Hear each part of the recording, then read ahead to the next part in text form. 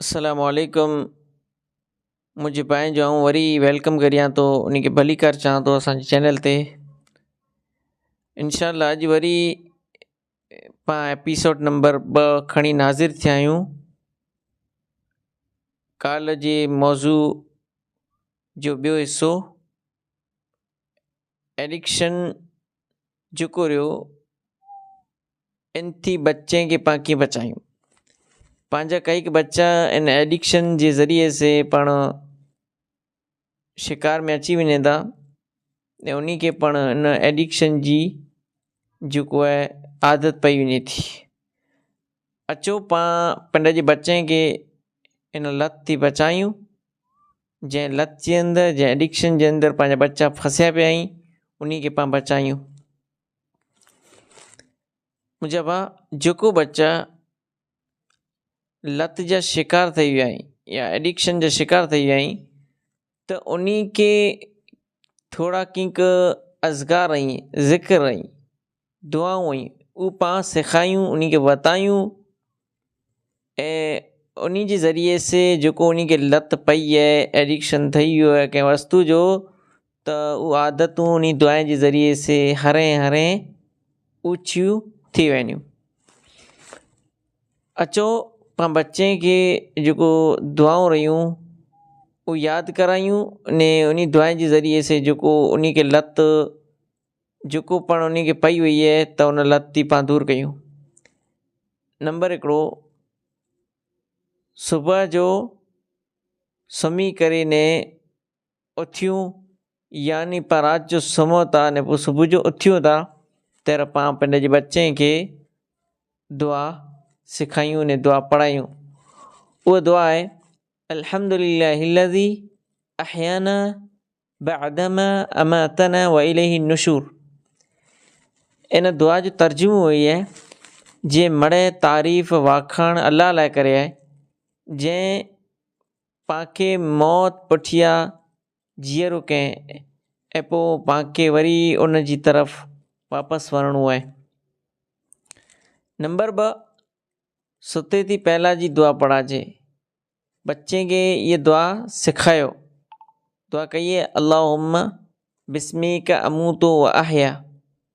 तर्जुमो आहे, ऐं अल्लाह तुंहिंजे नाम ते मरूं था ने तुंहिंजे नाम ते जियूं था। सही बुखारी हदीस नंबर 7394। नंबर 3, खाधे थी पहिला बिस्मिल्लाह बच्चे खे पढ़ायो। खाधो जर बच्चो चालू करे त उन खे चओ जे बेटा तूं बिस्मिल्लाह चओ। नंबर 4, खाधे पुठियां जी दुआ उन खे सेखारियो। कई दुआ आहे अल्हम्दुलिल्लाहिल्लज़ी अतअमनी हादा व रज़क़नीही मिन गैरि हौल मिन्नी वला कुव्वा। तर्जुमो आहे, मड़े तारीफ़ अल्लाह लाइ करे आहे जंहिं मूंखे ई खाधो खारायो ऐं ई रिज़्क़ ॾिनो बग़ैर मुंहिंजी कंहिं ज़ोर अने ताक़त जी। मूं वटि कोई ताक़त नहीं, मूं वटि कोई ज़ोर नहीं, मड़े अल्लाह रब्बुल आलमीन जो ज़ोर आहे, मड़े अल्लाह रब्बुल आलमीन जी ताक़त आहे, अल्लाह मूंखे खाराए, अल्लाह मूंखे पीआरे। सुनन तिरमिज़ी हदीस नंबर 3458। नंबर 5, टॉयलेट यानी बाथरूम में जर वञूं त बच्चे खे इहा दुआ सेखारियो। बच्चा जर बाथरूम में वञे त उन खे पाण जले ने चऊं बेटा बाथरूम में वञो त इहा दुआ पढ़ाइजे अल्लाहुम्मा इन्नी अऊज़ु बिका मिनल खुबुथि वल खबाइस। सुनन नबी दाऊद हदीस नंबर 3। ऐं अल्लाह आऊं नापाक जिने ने जिनी थी जेको आहे पनाह मंगा थो। सही बुखारी हदीस नंबर 142, मुस्लिम 3375। 375 नंबर जी ये हदीस मुस्लिम जे अंदरि मौजूदु है। नंबर 6, बाथरूम में जब ॿाहिरि निकिरूं तंहिं पण बच्चे खे दुआ सेखारियो। दुआ कहिए गुफ़रानका। अहिड़ी दुआ आहे आऊं तुंहिंजी बख़्शिश चाहियां थो, ऐं अल्लाह तुंहिंजी बख़्शिश चाहियां थो, ऐं तो वटां नी माफ़ी मंगा थो। सुनन नबी दाऊद हदीस नंबर 3। नंबर 7, घर में दाख़िल थियूं तहिड़ो दुआ पढ़ो। बच्चे खे पाण जेको आहे जले ने चऊं बेटा जंहिं घर में दाख़िल थियो आहे जी ત્યારે ये दुआ पढ़े अल्लाहुम्मा इन्नी अस्अलुका खैरल मौलिजी व खैरल मखरजी बिस्मिल्लाहि वलजना व बिस्मिल्लाहि खरजना व अल्लाहि रब्बिना तवक्कलना। ए अल्लाह आऊं तो थी अच्छाई दाख़िल थियण ऐं अच्छाई जेको हिन में निकिरण जी दुआ कयां थो। अल्लाह आऊं जेको आहे तुंहिंजी नाम ते निकिरां थो, तुंहिंजे नाम ते दाख़िल थियां थो। बिस्मिल्लाहि खरजना अल्लाह जे नाम ते निकिरां थो ऐं पंहिंजे रब जे नाम ते जेको आहे वञा थो, दाख़िल थियां थो, भरोसो कयां थो। वअलल्लाहि रब्बिना तवक्कलना, अल्लाह तुंहिंजी ज़ात ते असांजो भरोसो आहे। सुन नबी दाऊद हदीस नंबर 5096।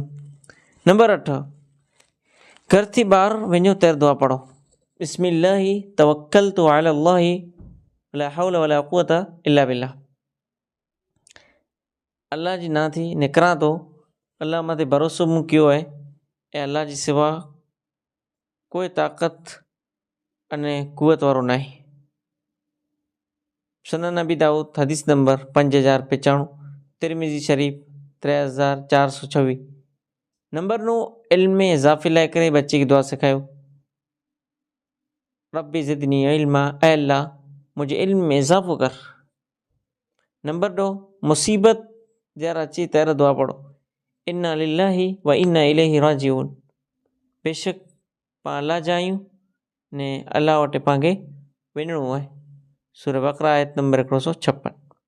नंबर 11, छिक अचे अने छिक सुणे जी दुआ। छिक जरा अचे, छिक ॾिने वारो अल्हम्दुलिल्लाह चए, मणे तारीफ़ अल्लाह लाइ करिए। पोइ नबी सल्लल्लाहु अलैहि वसल्लम फरमायो जॾहिं कोई छिके थो त अल्लाह जो शुक्र करे यानी अल्हम्दुलिल्लाह चए, ऐं जेको सुणे थो त उहो ई दुआ करे यरहमुकल्लाह, अल्लाह तो मथे पर रहम करे। नबी सल्लल्लाहु अलैहि वसल्लम फरमायो जॾहिं कंहिंखे छिक अचे, छिक सुणो त यरहमुकल्लाह चओ। इहो ई नबी सल्लल्लाहु अलैहि वसल्लम जी दुआऊं जेको नबी सल्लल्लाहु अलैहि वसल्लम सेखारियो उम्मत खे। केतिरा नबी सल्लल्लाहु अलैहि वसल्लम उम्मत जा ख़ैर खा हुआ। अज़ीज़ो दोस्तो नौजवान, हाणे अचो एडिक्शन जेको पाण खे लत जंहिं वस्तु जी लॻल आहे उन थी निजात कीअं आहे। नंबर 1, पांखे पिंड जी फ़िक्र हुअणी खपे, ॿिए जी फ़िक्र न हुअणी खपे। पां पिंड जी हालत खे बदिलाए लाइ करे फ़िक्रमंद हुअणा खपऊं। याऊं पिंड जेको आहे कहिड़ो या ने मूंखे कहिड़ो हुअणो खपे। इंसान खे पिंड जी फ़िक्र हुअणी खपे। पां जंहिं बीमारी में मुब्तला आहियूं पांखे उन बीमारीअ जो इलाज करे लाइ करे फ़िक्रमंद हुअणो खपे। इंसान खे कोई बीमारी आहे त उन बीमारी जो इलाज करे लाइ करे इंसान पिणु फ़िक्रमंद रहे थो। इंसान खे बरो अचे थो त बरे लाइ करे इंसान कुझु करे थो, दवा करे थो, दवा लाइ करे किथे वञे थो, डॉक्टर वटि। त इंसान खे हिकिड़ी फ़िक्र हुई थी त इहा फ़िक्र हुअणी खपे। तंहिं जॾहिं फ़िक्र पंहिंजे अंदरि न ई वेहे त पंहिंजे अंदरि कोई पण बदिलाव न ई अची सघे। अल्लाह तबारक व तआला क़ुरान मजीद जे अंदरि फरमाए सूरत रात आयत नंबर 11 इन्नल्लाह ला युग़य्यिरु मा बिक़ौमिन हत्ता युग़य्यिरु मा बिअनफुसिहिम। बेशक अल्लाह कंहिं क़ौम जी हालत खे नथो तब्दील करे जेसि ताईं उहा क़ौम पिंड जी हालत खे तब्दील नथी करे। अब्दुल्लाह इब्न मसऊद रज़ियल्लाहु तआला अन्हु चए था नबी सल्लल्लाहु अलैहि वसल्लम फरमायो आम जानी जेको पण शख़्स जे साथ उनजो हिकिड़ो करीन आहे जंहिंमें हिकिड़ो करीन यानी हिकिड़ो गिरोह जिने में जानीए ऐं हिकिड़ो करीन फ़रिश्ते में जानीए। त साहबा पुछो अल्लाह जे रसूल आजे साथ मामलो ई आहे, आजे साथ पण ईअं जाए आम बेगा पण जिन मुक़रर नहीं आमते पर शैतान या जन्नत मुसलत थिए था।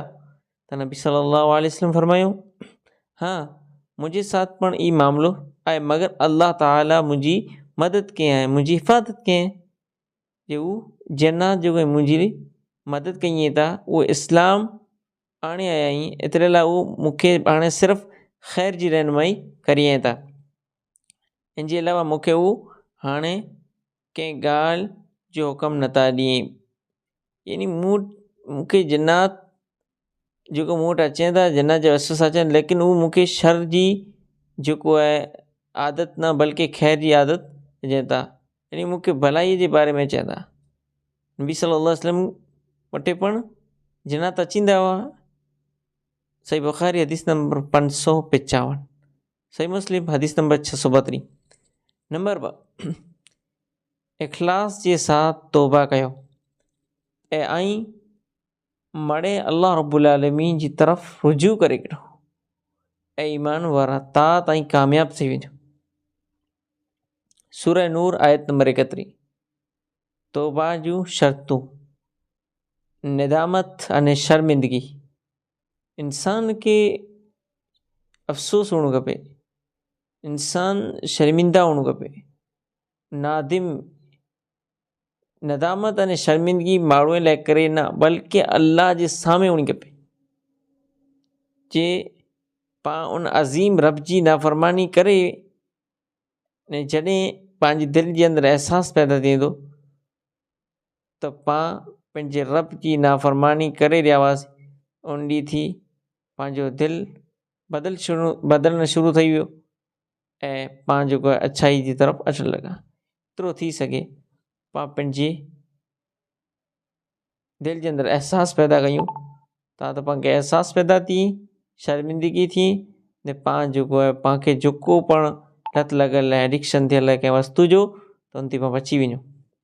नंबर 2, बिला ताख़ीर गुनाह थी पास अची वञो। गुनाह में अगरि पाण ताख़ीर करे रहिया आहियूं त गुनाह थी ताख़ीर न कयो। यानी पाण वटि कोई गुनाह थियल आहे त फ़ौरन जेको तौबा करे वञो। गुनाह थी बाज़ अची वञो। गुनाह करे जी जेको आहे अहिड़ो हुअणु खपे जे गुनाह थियणो न खपे। नंबर 3, आईंदा उहो गुनाह न करण जो अज़्म करे। जेको गुनाह थी विया आहिनि, अल्लाह जे दरबार जे अंदरि वञो ने अल्लाह खे दुआ कयो, मुंहिंजा रब असीं गुनहगार आहियूं, फ़क़ीर आहियूं, मुहताज आहियूं, कल्लाश आहियूं, अल्लाह नाफ़रमान आहियूं, आसी आहियूं, माफ़ कर मुंहिंजा रब। यानी जेको गुनाह थी विया आहिनि हाणे उन ते बाज़ अची वञो, अज़्म मुसम्मम करे वञो कि हाणे हीअ गुनाह असां वटां नहीं थिए। नबी सल्लल्लाहु अलैहि वसल्लम अल्लाह थी दुआ कयो, ऐं अल्लाह आऊं तो थी ख़ैर अने भलाई जे करण जो तो थी सवाल कयां थो ऐं बुराई जे तर्क करण जो पण तो थी सवाल करियां थो। ऐं मुंहिंजा अल्लाह मिसकीन जी मोहब्बत में जेको मिसकीन जी मोहब्बत मुंहिंजे दिलि में पैदा कर। ऐं अल्लाह आऊं तो थी दुआ करियां थो जे मुंहिंजी मग़फ़िरत कर ऐं मूं मथे रहम कर। जॾहिं कंहिं क़ौम में फितने जो इरादो कई, अल्लाह मूंखे फितने नूं बचाइज, हर वस्तु नूं मूंखे बचाइज। ऐं अल्लाह आऊं तो थी तुंहिंजी मोहब्बत जो सवाल करियां थो, तुंहिंजी मोहब्बत जो सवाल करियां थो जेको तो थी मोहब्बत करे रहियो आहे। ऐं अल्लाह आऊं तो थी अहिड़े अमल जी मोहब्बत जो सवाल करियां थो त तुंहिंजी मोहब्बत जे क़रीब करे विझे, ओॾो करे विझे। अहिड़ी मोहब्बत अल्लाह तूं मूंखे ॾे। नंबर 4, तौबा जो दरवाज़ो बंदि थियण खां पहिरीं तौबा करे वञो। तौबा जो मौक़ो केसि ताईं आहे? इब्न उमर रज़ियल्लाहु अन्हुमा चवनि था, नबी सल्लल्लाहु अलैहि वसल्लम फरमायो, जेसि ताईं बंदो गरगरे जी हालत में, इंसान सकरात जी हालत खे ओॾो पुॼे थो, गरगरो इंसान खे अचे थो, वकील मन राक, अल्लाह ताला उनजी तौबा क़बूल फरमाए थो। इंसान गरगरे जी हालत में थो पुठियां, इंसान गरगरे पुठियां इंसान जो साह निकिरी वञे थो, गरगरो इंसान जो वे थो तेसि ताईं अल्लाह रब्बुल आलमीन तौबा क़बूल करे थो। सुनन तिरमिज़ी जे अंदरि हसन दर्जे जी हदीस मौजूद है। अल्लाह ताला फरमाए, अल्लाह जे ज़िम्मे सिर्फ़ु उन माण्हूअ जी तौबा क़बूल कर जेको नादानी जहालत यानी अंजाम थी बेफ़िक्र थी करे कोई गुनाह करे विझंदा पोइ जल्दी तौबा करे त अहिड़े माण्हूअ जी तौबा अल्लाह क़बूल करे थो ऐं अल्लाह मड़े ॼाणे वारो आहे, हकीम आहे। ऐं तौबा उन माण्हूअ जी न आहे जेको ज़िंदगी भर गुनाह करी था एसि ताईं जे जॾहिं उन में कंहिंखे मौत अची वञे त चए हाणे आउं तौबा करियां ऐं न उन माण्हूअ जी तौबा जेको कुफ्र जी हालत में मरी वञे था, अहिड़े माण्हू जी तौबा न आहे। अहिड़े माण्हू लाइ करे असां अलाह चए दर्दनाक अज़ाब तयारु करे न रखियो आहे। सूरह निसा आयत नंबर 17 अहिड़ो। अबू हुरैरा रज़ियल्लाहु तआला अन्हु चए था नबी सल्लल्लाहु अलैहि वसल्लम फरमायो जंहिं सिज के मग़रिब थी उगते पहला तौबा करे गिड़ी त अल्लाह ताला उनजी तौबा क़बूल कंदो। अगरि जिन ॾींहुं सिज मग़रिब में उगो उन ॾींहुं अगरि को तौबा करे तो उनजी तौबा क़बूल नहीं थी। उन ॾींहुं पहला तौबा करे गिने थो त अल्लाह उनजी तौबा खे क़बूल करे थो। सही मुस्लिम जे अंदरि हदीस मौजूद है 2703। तौबा जा अदब करो ईअं सच्चे दिल से आजिज़ी के साथ इनकिसारी के साथ तौबा कयो यानी वधारे वधारे अल्लाह जे सामने गिड़गड़ायो रो अख में जानी लुड़क वहायो पंहिंजे गुनाह जो एतराफ़ कयो अल्लाह मूं वटि हीअ गुनाह थी वियो, अल्लाह मूं वटि हीअ ग़लती थी, अल्लाह मूं फलां जॻह मथे हीअ गुनाह कयो, तौबा कयो। मड़े गुनहगार आहियूं मड़े ख़ताकार आहियूं, बहितर ख़ताकार उहे जेको तौबा करे छॾे। अल्लाह रास्ता बनाए हैं। नंबर गुनाह खे ख़तमु करण लाइ करे वधारे में वधारे नेकियूं कयो। कॾहिं तौबा करण वारे खे बुरो भलो न चओ जेको तौबा करे रहियो आहे ऐं उनखे बुरो भलो न चओ के माण्हू अल्लाह रब्बुल आलमीन जे सामने तौबा के त ऐं उनजी हौसला अफ़ज़ाई कयो। अहिड़ो बिल्कुलु न कयो कि एतिरा तूं गुनाह करे आयो आहीं तौबा करी आहीं तो अहिड़े तरीक़े से शर्मिंदा करण वारा अल्फाज़ या जेको उनखे डिमोटिवेट करे जंहिं अल्फाज़ अहिड़ा न चओ। अगरि उहो पंहिंजी तौबा में अॻियां न वधी सघियो त नेकियूं न हासिल करे सघियो ख़ाली ॻाल्हि ईअं सुणायो था तव्हां मुजरिम थींदा ऐं गुनहगार थींदा तिला जे उनजी जेको आहे उनखे डिमोटिवेट करे वेंदा आहियां ऐं उनखे शर्मिंदा करे वेंदा आहियां। कॾहिं कॾहिं अहिड़ो बि थिए थो कि को शख़्स गुनाह में वेहे थो लेकिन हू अल्लाह जी तरफ़ अचणु चाहे थो लेकिन माण्हू उनखे उन गुनाह जो तानो ॾिए थो तूं हीअ गुनाह करीं थो, शर्मिंदा माण्हू उनखे करीं था जंहिंजी वजह से हू अल्लाह जी तरफ़ वापसि नथो अची सघे। लिहाज़ा अगरि कोई शख़्स तौबा करणु चाहे थो त पंहिंजी ज़िम्मेदारी आहे जे पाण उनजी हौसला अफ़ज़ाई कयूं ऐं उनखे सपोर्ट कयूं साथ ॾियूं।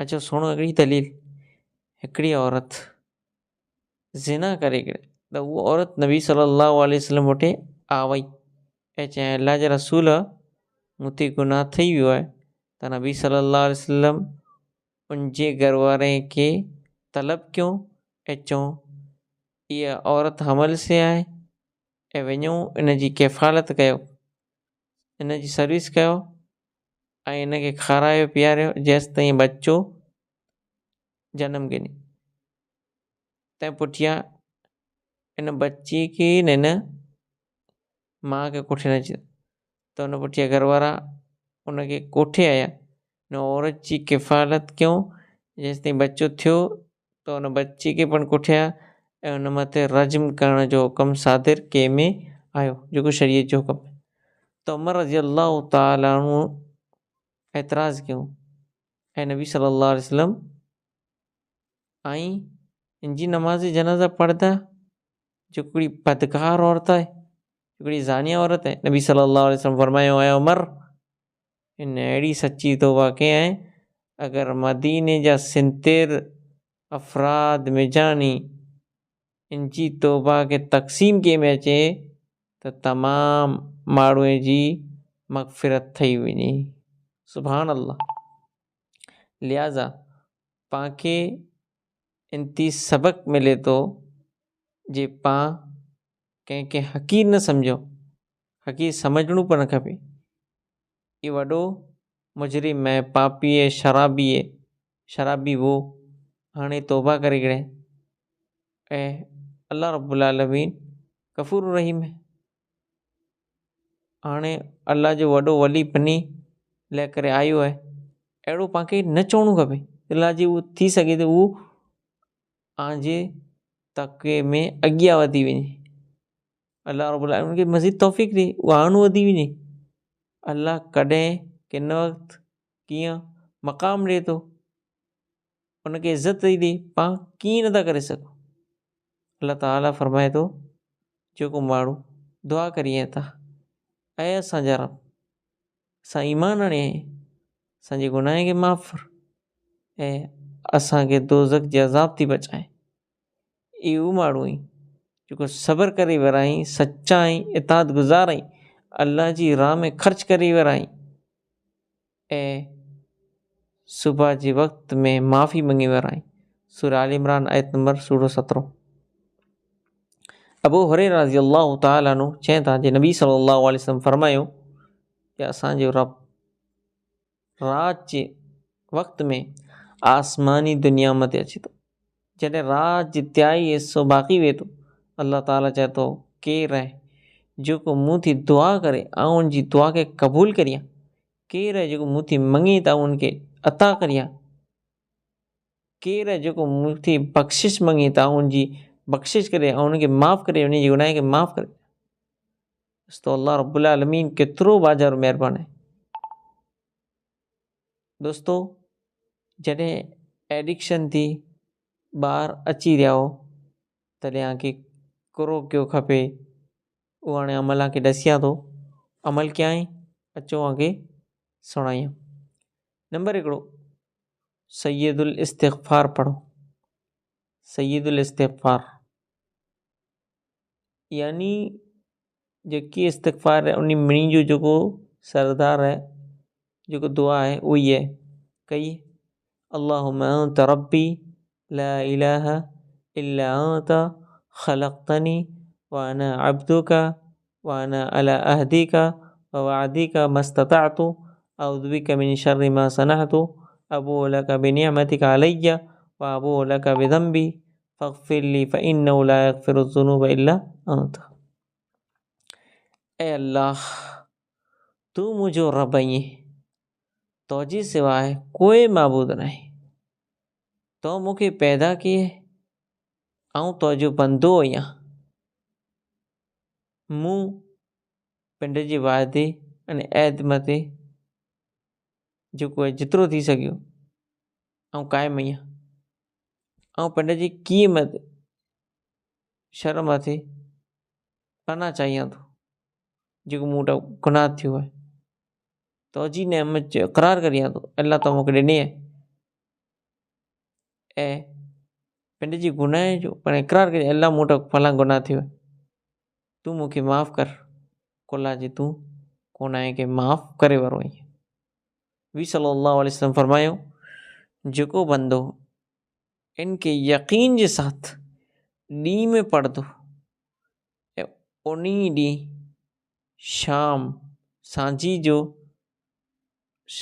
थिए त पहिरीं अगरि मरी वियो त हू जन्नत में वेंदो। जेको राति जो यकीन जे साथ अल्लाह मथे तवक्कुल करे ने पढ़े थो त सुबुह हुअण थी पहिरीं अगरि मरी वञे त जन्नत में दाख़िल थींदो। सुभान अल्लाह। सही बुख़ारी हदीस नंबर 6306। नंबर 2, अल्लाह जी ज़ात में कॾहिं मायूस न थियो। अल्लाह ताला हमेशह पिंड जे बाने खे माफ़ करे वारो आहे, माफ़ करणु चाहे थो। अल्लाह बहाना तलाश करे थो जे कई नीकी किन नीकी जी बुनियाद मथे हू पंहिंजी मग़फ़िरत करे वेचे। अल्लाह त बहाना तलाश करे ऐं बहाने खे माफ़ करे वेचा। अल्लाह त ईअं चाहे थो। अल्लाह त गफ़ूर रहीम ऐं बाज़ार महिरबान आहे। ऐं नबी सल्लल्लाहु अलैहि वसल्लम चई ॾियो, ऐं मुंहिंजा बंदा जंहिं पंहिंजी जान मथे ज़्यादती कई आहे, अल्लाह जी रहमत में ला तक़नतु मिन रहमतिल्लाह, अल्लाह जी रहमत में मायूस न थियो। बेशक अल्लाह रब्बुल आलमीन इन्नल्लाह यग़फ़िरु ज़ुनूब जमीअ इन्नहु हुवल ग़फ़ूरुर रहीम, अल्लाह त गुनाह खे माफ़ करे वारो आहे, बेशक उहो वॾो बख़्शी वारो माफ़ करे वारो आहे, निहायत रहम करे वारो आहे। सूरत ज़ुमर आयत नंबर 53। इब्न अब्बास रज़ियल्लाहु ताला अन्हु थी मरवी है जी आयत मुशरिकीन जे बारे में नाज़िल थी।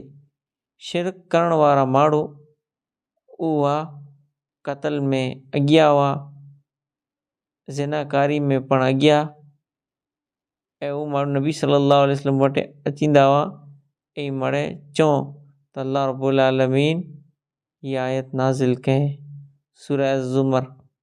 यानी उन वक़्त में हर गुनाह आम हो त नबी सल्लल्लाहु अलैहि वसल्लम उन खे तसल्ली ॾिनो कि अल्लाह रब्बुल आलमीन जी ज़ात में मायूस न थियो। इन्नल्लाह यग़फ़िरु ज़ुनूब जमीअ इन्नहु हुवल ग़फ़ूरुर रहीम। सही, ये हदीस सही बुखारी के अंदर मौजूद है। नंबर 3, अल्लाह रब्बुल आलमीन वटाने दुआ मांगो। अब्दुल्ला बिन अम्र रज़ियल्लाहु ताला अन्हु चवनि था जी नबी सल्लल्लाहु अलैहि वसल्लम फरमायो कि तमाम इब्न आदम जेको पण दिल ई अल्लाह जी ॿिन्ही आंगुरी जे दरमियान आहे, हिकिड़े दिल जी तरह आहे, उहो जीअं चाहे थो फेरे थो। यानी इब्न आदम जो जेको पण दिल रहियो उहो जेको आहे अल्लाह रब्बुल आलमीन जी ॿिन्ही आंगुरी जे विच में हिकिड़े दिल जी तरह, अल्लाह जंहिंखे चाहे थो उन दिल खे फेरे विझे थो। अल्लाह त गफ़ूरुर रहीम। पोइ नबी सल्लल्लाहु अलैहि वसल्लम फरमायो असांजे दिल खे फेरे वारा, पलटाए वारा, असांजे दिल खे पंहिंजी इताअत मथे फेरे विझ, पंहिंजी बंदगी मथे फेरे विझ। नंबर 4, क़ुरान जी तिलावत कयो। क़ुरान जी तिलावत गौर अने फ़िक्र जे साथ कयो। जॾहिं पाण क़ुरान खे सम्झी ने पढ़ंदासीं, जे मानिया खे पढ़ंदासीं त उहा ॻाल्हि पंहिंजे दिलि में उतरी वेंदी ऐं क़ुरान जॾहिं उन मथे पाण अमल करींदासीं त पंहिंजा बीमार दिलि खे शिफ़ा मिलंदी। अल्लाह ताला क़ुरान में फरमाए मां हुआ शिफ़ा व रहमतुल लिल मुमिनीन, क़ुरान जे ज़रिए से इन हादिल क़ुरान यहदी लिल्लती हिय अक़वम, अल्लाह ताला इन क़ुरान जे ज़रिए से हिदायत दे थो। क़ुरान पाण करे हिदायत है। नंबर 5, कसरत से अल्लाह जो ज़िक्र कयो। नबी सल्लल्लाहु अलैहि वसल्लम फरमायो जी उनजी मिसाल जेको पंहिंजे रब खे यादि करे थो, उनजो ज़िक्र करे थो, ऐं उनजी मिसाल जेको पंहिंजे रब खे यादि नथो करे, उनजो ज़िक्र नथो करे, त अहिड़ा ई जहिड़े तरीक़े से ज़िंदा अने मुर्दा माण्हू आहे। जेको अल्लाह जो ज़िक्र करे थो उहो इंसानु ज़िंदा आहे, अल्लाह जो ज़िक्र नथो करे उहो इंसानु मुर्दा आहे। नबी सल्लल्लाहु अलैहि वसल्लम फरमायो 2 कलमा अहिड़ा आहिनि जेको ज़बान मथे हल्का, वज़न में भारी ऐं अल्लाह रब्बुल आलमीन खे प्यारा क्या है, सुभान अल्लाह व बिहम्दिही सुभान अल्लाहिल अज़ीम। नंबर 6, नमाज अने इबादत जे ज़रिए से ऐं एडिक्शन से बची सघो था। बेशक नमाज बेहयाई इन सलात तन्हा अनिल फ़हशाई वल मुनकर, बेहयाई जी कमें रोके थी। अल्लाह जी ज़िक्र जेको वॾो आहे, लज़िक्रुल्लाह अकबर, अल्लाह रब्बुल आलमीन ॼाणे थो जेको आई कया था। अल्लाह यालम मा तस्नऊन, अल्लाह खे मड़े ख़बर आहे। नंबर 7, रोज़े जो एहतमाम करणु। ऐं नौजवानों, नबी सल्लल्लाहु अलैहि वसल्लम की हदीस है या माशर शबाब मन इस्तता मिनकुमुल बाअ फलियतज़व्वज। ऐं नौजवान जी जमात आमे जानी जेको पण विहां जी ताक़त रखे थो, शादी जी ताक़त रखे थो, त उहो विहां करे की नहीं, उनखे निकाह करणु खपे। कुल्ला जी नज़र जेको रेन जी हिफ़ाज़त करे थो ऐं शर्मगाह जी हिफ़ाज़त करे थो। विहां जे ज़रिए से इंसान जी अख जी हिफ़ाज़त ऐं शर्मगाह जी हिफ़ाज़त थिए थी। जेको उनजी पण इस्तिताअत नथो रखे त उनखे खपे जो रोज़ा रखी की नहीं, रोज़े जे ज़रिए से इंसान गुनाह थी बची वञे थो। ये रोज़ो गुनाह थी बचे लाइ करे हिकिड़ी ढाल आहे। नंबर 8, अल्लाह ते इहा दुआ कयो ऐं अल्लाह आउं बुरे अखलाक थी, बुरे अमाल थी ऐं बुरे ख़्वाहिशें थी, बुरी बीमारी तुंहिंजी पनाह चाहियां थो। नंबर 9 बुराई थी ऐं बुरे दोस्तनि थी दूर रहो। नंबर 2 पॉर्न जेकी साइटूं रहियूं उन खे मुकम्मल तौर मथे ब्लॉक करे विझो। जेकी पण वस्तु रे पॉर्न स्टोरीज़ है या ख़राब दोस्त आहीं, ख़राब सर्कल है, उन मिणी के साइट में करे ब्लॉक करे विझो। कट लॻाए करो, सर्च में पण कॾहिं न अची वञणु ॾियो।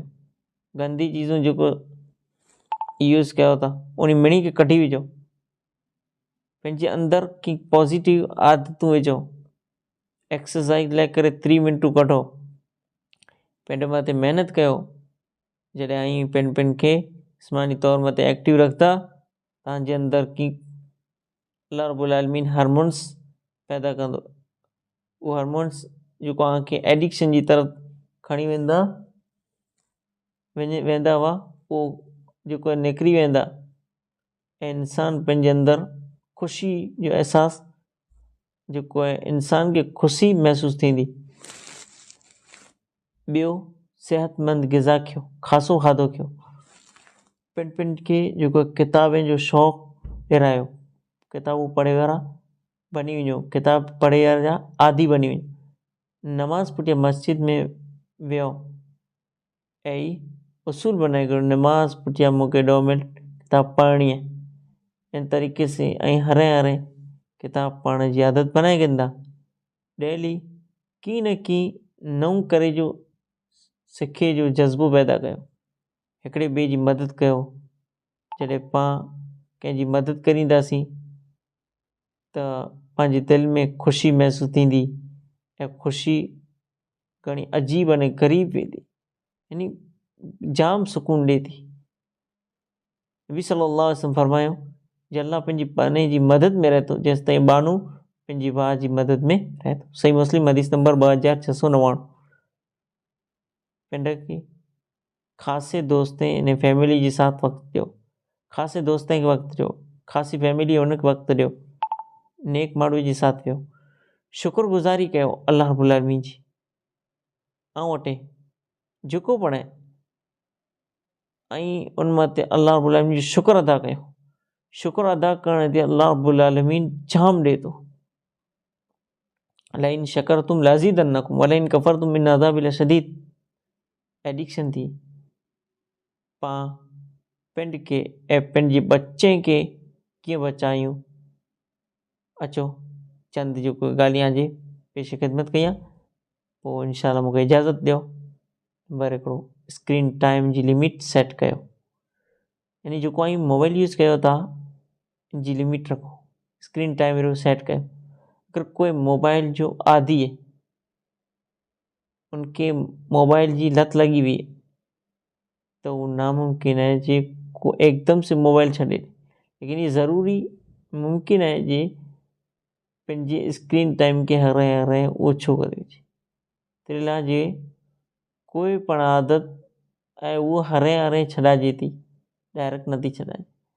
अगर तव्हांजो स्क्रीन टाइम 5 कलाक है, हरे 4 घंटा, पोइ 3 घंटा, पोइ 2 घंटा, पोइ 2.5 घंटा, हरे 1 घंटे मथे, पोइ हरे 15 2 मिनट मथे अची वेंदो। अहिड़े तरीक़े से घंटे जे घंटा ई मोबाइल थी बची वेंदा, न एडिक्शन थी ॿाहिरि अची वेंदा। अमर इब्न मैमून रिवायत करिए था जे नबी सल्लल्लाहु अलैहि वसल्लम फरमायो ये 5 चीज़ें जी पहले गनीमत समझी गिनो। नंबर 1 पंहिंजी जवानी खे पोड़पन थी पहला गनीमत समझो। नंबर 2 पंहिंजी सिहत खे गनीमत समझो, बीमारी थी पहला। नंबर 3 ऐं वटि माल ऐं दौलत पैसो इनखे गनीमत समझो, फ़क़ीर थिए थी पहला। नंबर 4 पंहिंजे फ़ुर्सत खे निवराण खे ऐं जेको आहे गनीमत समझो ऐं बिज़ी थिए खां पहले। नंबर 5 पंहिंजी ज़िंदगी खे गनीमत समझो, मौत थी पहला।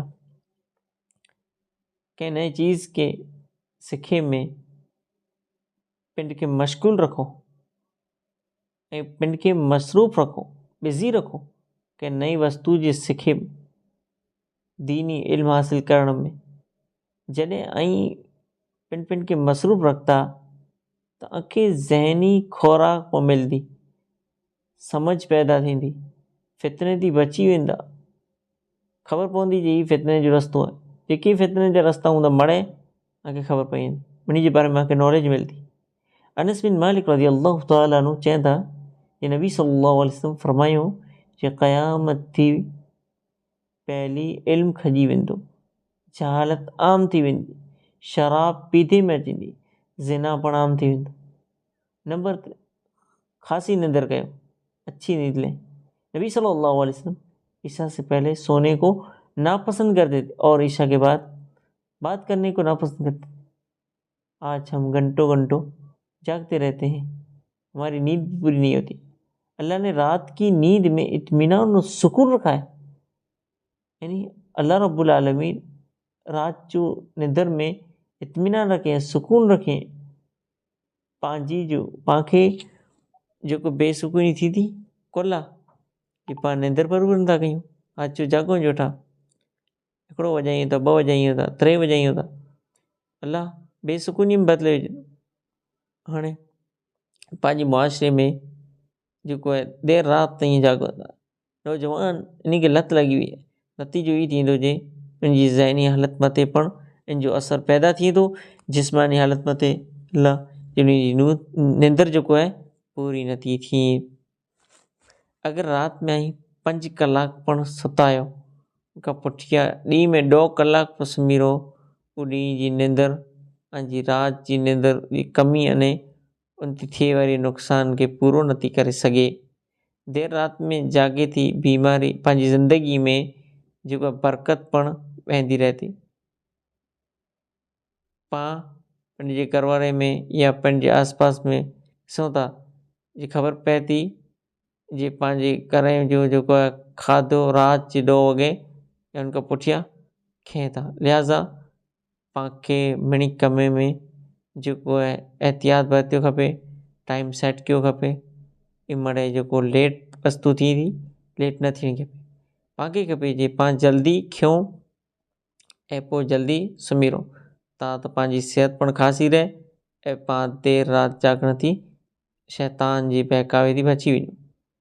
हिकिड़ी नंबर 4 हिकिड़ी डायरी बनाए, जॾहिं हिकिड़ी डायरी तयारु करींदा त उन में पंहिंजे ॾींहं जे अमले खे लिखंदा, पंहिंजो जाइज़ो गिनो जे कोरो भरो कयां या कोरो ख़ासो अमल कयां।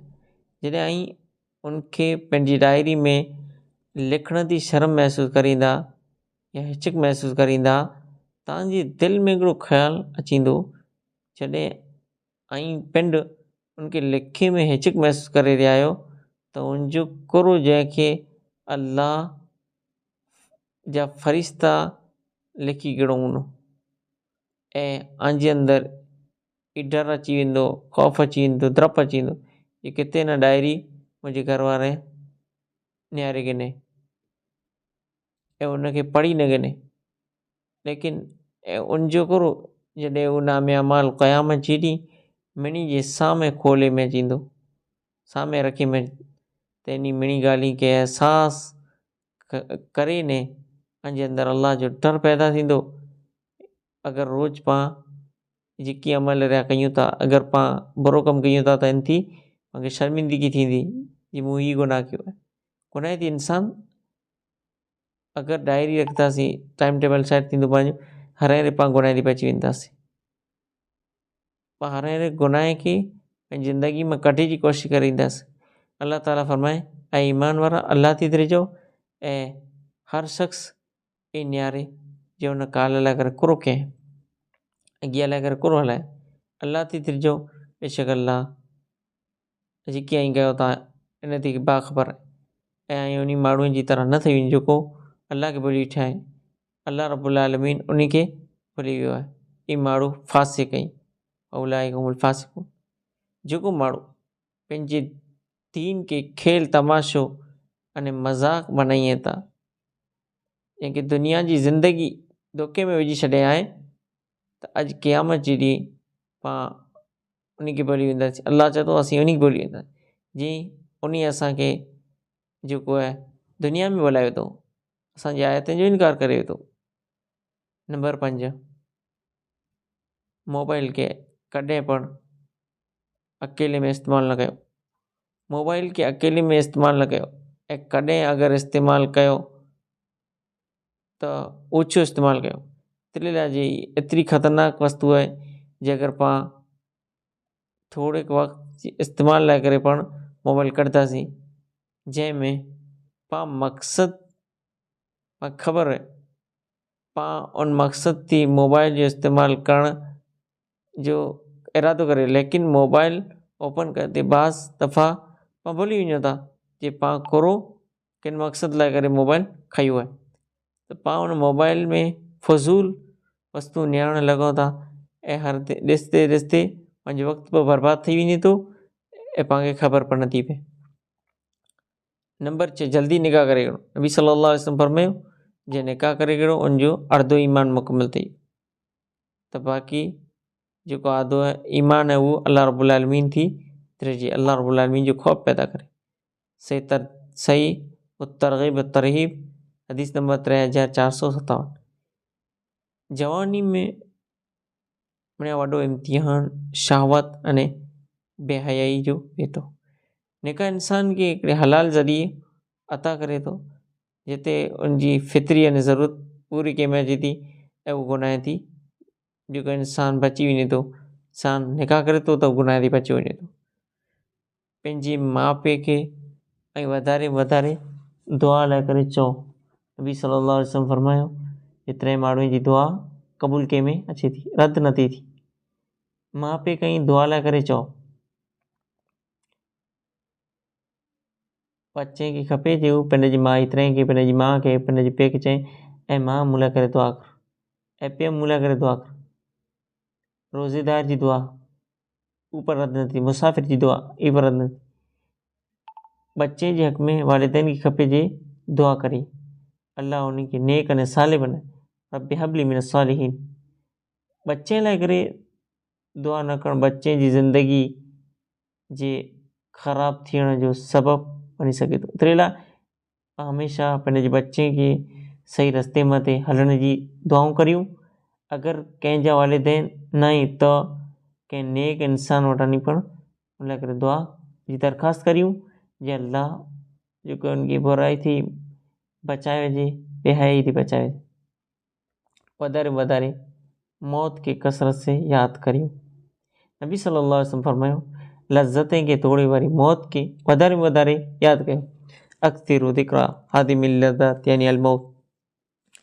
हिकिड़ो सच्चो मोमिन अगरि उनखे ख़बर पई वञे जे उन वटि ज़िंदगी जो बसि थोरो वक़्तु आहे, हिकिड़ो मोमिन अल्लाह ते सची तौबा करींदो या अगरि उहो मोमिन नमाज़ लाइ करे उभो थींदो त ही सोचे करे ही मुंहिंजी ज़िंदगी जी आख़िरी नमाज़ आहे त मोमिन उन नमाज़ में पण जेको जाम ख़ुशू अने ख़ुज़ू इख़्तियार करींदो।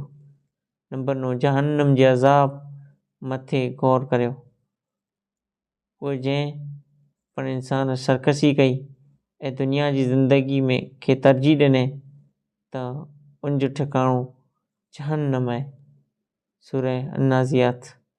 नंबर 2, जन्नत जी नेमतें खे यादि कयो। बेशक परहेज़गार माण्हुनि लाइ करे बगीचा अने चश्मा आई। सूरह हिज्र आयत नंबर 45। नफ्स के काबू में कयो, उनजी दुआ पढ़ो। अबू उमामा बाहिली हिकिड़ा नौजवान उनखे कंहिं बुराई जो एडिक्ट थी वियो। उहो नबी सल्लल्लाहु अलैहि वसल्लम वटि आयो ऐं नबी सल्लल्लाहु अलैहि वसल्लम खे चई ऐं अल्लाह जे रसूल आउं ज़िना करणु चाहियां थो ऐं मूंखे ज़िना जी इजाज़त ॾियो। त हीउ सुणी करे माण्हू उनखे बुरो भलो चयो। अल्लाह जे रसूल सल्लल्लाहु अलैहि वसल्लम फरमायो ऐं इनखे मुंहिंजे क़रीब अचणु ॾियो। तेसिताईं की हू नबी सल्लल्लाहु अलैहि वसल्लम जे साम्हूं वेही रहियो। नबी सल्लल्लाहु अलैहि वसल्लम उनखे चयो कोरो तूं पंहिंजी माउ लाइ करे पसंदि करीने? चई अल्लाह जे रसूल आउं मथे क़ुर्बान थी वञा ऐं मुंहिंजी माउ लाइ करे ही वस्तु कीअं बर्दाश्त करे सघां। अहिड़े तरीक़े से जंहिंजे साथ तुंहिंजे बुराई जो इरादो आहे तूं पण त कंहिंजी मां आहे। कोरो तूं पंहिंजी धीअ लाइ करे पसंदि कई न, त उन चयाईं अलाह जे रसूल न आउं नहीं करियां। नबी सल्लल्लाहु अलैहि वसल्लम फरमायो जंहिंजे साथ बुराई जो इरादो करे रही त उहो पण कंहिंजी धीअ आहे। पुठियां नबी सल्लल्लाहु अलैहि वसल्लम उनखे सम्झाईंदे चयो जे पंहिंजे हथ जेको आहे सीने मथे रख, यानी नबी सल्लल्लाहु अलैहि वसल्लम उन शख़्स जे सीने मथे हथ रखियो ऐं दुआ कयो ऐं अल्लाह इनजे दिलि खे पाक करे विझ, ऐं अल्लाह इनजे गुनाह खे माफ़ करे विझ, ऐं अल्लाह इनकी शर्मगाह जी हिफ़ाज़त कर। ये दुआ नबी सल्लल्लाहु अलैहि वसल्लम पढ़ियो ऐं उनजे सीने मथे जेको हीअं मारियो। उन खां पुठियां सॼी ज़िंदगी उनजे दिलि में बुराई जो इरादो कॾहिं पैदा न थियो। इन हदीस खे सबक़ मिले थो जे पाण कंहिं पण गुनाह खे ॾिसी करे उनखे बुरो भलो नथा चऊं, बुरो भलो उनखे चवणु खपे। उहो ज़िना जी इजाज़त मंगण वारो शख़्स केतिरो ख़ुशि नसीब हो जो आयो उहो ज़िना जी इजाज़त मांगे लाइ। नबी सल्लल्लाहु अलैहि वसल्लम उन लाइ करे अहिड़ी दुआ कयूं जे उनजे दिलि में कॾहिं बुराई जो इरादो न थियो। अल्लाह पाणखे कॾहिं पण कंहिंखे कंहिंजे चवण जो हक़ न आहे, नथा रखूं जे फलां माण्हू जहन्नमी आहे, फलां जन्नती आहे, पंहिंजे हथ में न आहे अल्लाह जे हथ में। नंबर 12 क़बरनि जी ज़ियारत कयो, मुक़ाम जी ज़ियारत कयो। नबी सल्लल्लाहु अलैहि वसल्लम फरमायो अव्हांखे पहले क़बरनि जी ज़ियारत थी मना करियां थो, लेकिन हाणे ज़ियारत कयो। ॿई रिवायत में जी ज़ियारत कयो एतिरे लाइ फ़इन्नहा तुज़क्किरुल आख़िरा, ये आख़िरत जी याद ने मौत जी याद ॾियाराए थी। नंबर 13 हॉस्पिटल वञो। जॾहिं पाण हॉस्पिटल वञूं था त ॾिसूं था जे केतिरा अहिड़ा माण्हू आहिनि जेको हुते पंहिंजे आख़िरी सांस गिनी रहिया वेठा। केतिरा माण्हू अहिड़ा वेठा जेको पंहिंजे हथ में अने पेरें ते पॻे ते माज़ूर वेंदा। कई को ते हार्ट जा मरीज़ वेठा, हार्ट जा मरीज़ वेठा, कंहिंखे फालिज जो अटैक थिए थो, कंहिंखे अहिड़ी बीमारियूं वेठियूं थियूं जो कॾहिं ठीकु थी थी सघे। जॾहिं पाण अहिड़े माण्हुनि खे ॾिसंदासीं त पंहिंजी दिलि जेको नरम थी वेंदो ऐं पाण पिण खे एडिक्शन थी ई सोचे करे जेको आहे कढी विझंदासीं या अल्लाह रब्बुल आलमीन जो केतिरो नाफ़रमानी। अल्लाह रब्बुल आलमीन मूंखे सेहतमंद कयईं ऐं सेहतमंद ठही करे अल्लाह जी नाफ़रमानी केतिरी कई आहे तो हिते दिलि में शुक्रगुज़ारी अचींदी ऐं अल्लाह मूंखे सेहतमंद रखे आहे त आउं अल्लाह जी शुक्रगुज़ारी कयां। अल्लाह फरमाए थो लइन शकरतुम लअज़ीदन्नकुम वलइन कफ़रतुम इन्न अज़ाबी लशदीद। अगर आई अल्लाह जो शुक्रगुज़ारी कईंदा त अल्लाह खे वधारे ॾींदो, नाफ़रमानी कईंदा त अल्लाह जो अज़ाब सख़्तु आहे। आख़िरत जे मुतालिक़ आयतें खे पढ़ो सुनो। ख़ासी ज़मीन यानी अल्लाह रब्बुल आलमीन फरमाए ऐं ख़ासी ज़मीन थी उनजे रब हुक्म के ये ख़ासी पैदावार न करे थी ऐं जो ख़राब ज़मीन है उनमें यानी ख़राब पैदावार न करे थी। पाण पण अहिड़ी तरीक़े निशानी में यानी इबरत हासिल कयूं।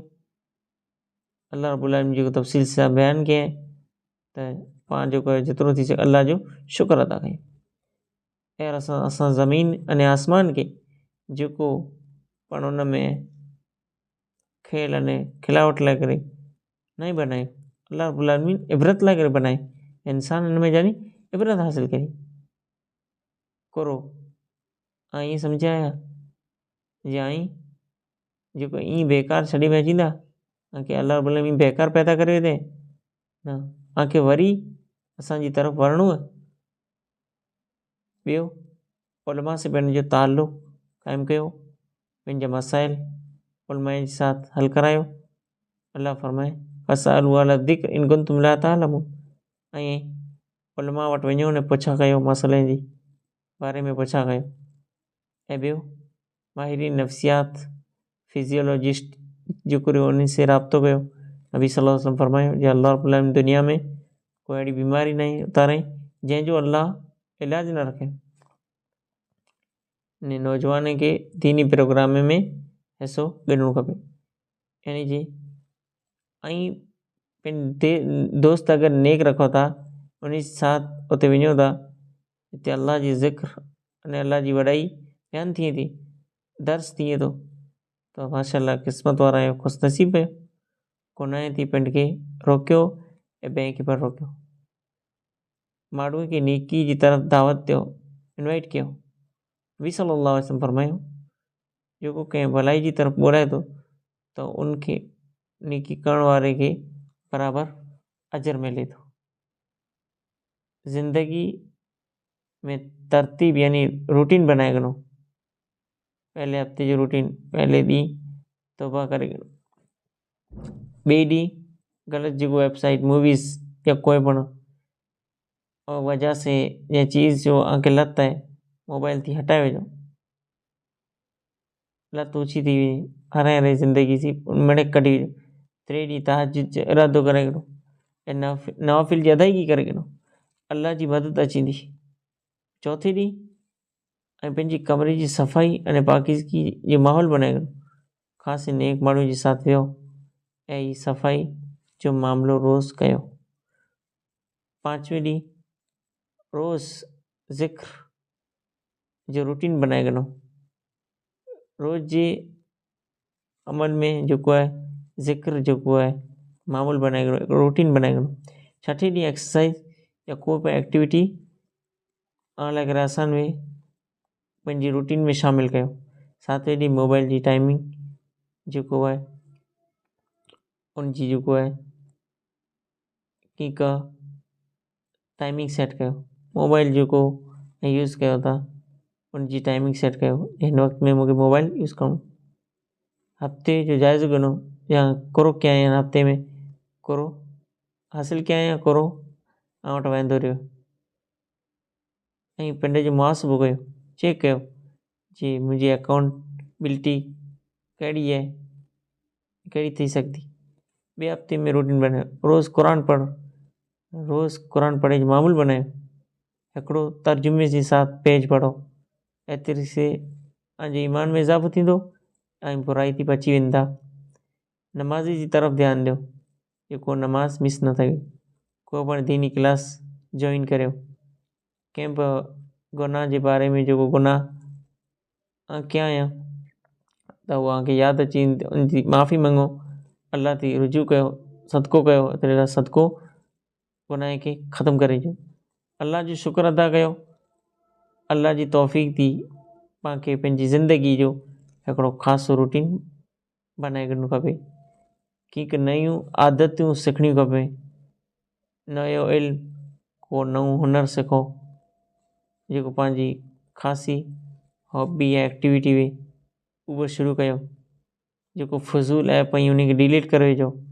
ख़ासा दोस्त रखो, ख़ासा उस्ताद चूंडियो ता तो तव्हांखे मॉनिटर करे सघे, तव्हांखे ख़ासि जेको ॻाल्हि सुणाए सघे, ख़ासि ॻाल्हि जी तालीम ॾी, तव्हांजी रहनुमाई करी। राति जो सुते थी पहला ज़िक्र पढ़ो, अज़कार पढ़ो, कंहिं फलाई कम में पिन खे मसरूफ़ कयो, ऐं ख़िदमत ख़ल्क़ में जेको तव्हांजो इज़ाफ़ो थी ख़िदमत ख़ल्क़ करे सघो। इन नंढा कम नेकियूं ख़ुशियूं जेको आहे तव्हांजे दिलि जे अंदरि अची वञूं ऐं जो दिलि इंती मुतमइन थी वेंदो ऐं एडिशन जी बुराई थी यानी कोसो दूर थी वेंदा, सुकून मिलंदो ऐं ज़मीन अने आसमान जी बराबरि जी फ़ासिलो आहे, ईअं ई एडिक्शन थी दूर थी वेंदा। अल्लाह तबारक व तआला वटि दुआ आहे अल्लाह रब्बुल आलमीन पंहिंजी हिन नंढड़े कोशिश के क़ाबिल मक़बूल फरमाए। अल्लाह रब्बुल आलमीन मुंहिंजी नौजवान भाई खे हिदायत ॾे। अल्लाह रब्बुल आलमीन उन्हीं खे इन लत थी बची जी तौफ़ीक़ अता फरमाए। आमीन तक़ब्बल या रब्बल आलमीन। अस्सलामु अलैकुम। इन वीडियो खे वधि में वधि पंहिंजे दोस्तनि वटि फॉरवर्ड करी जा, शेयर करी जा। अस्सलामु अलैकुम।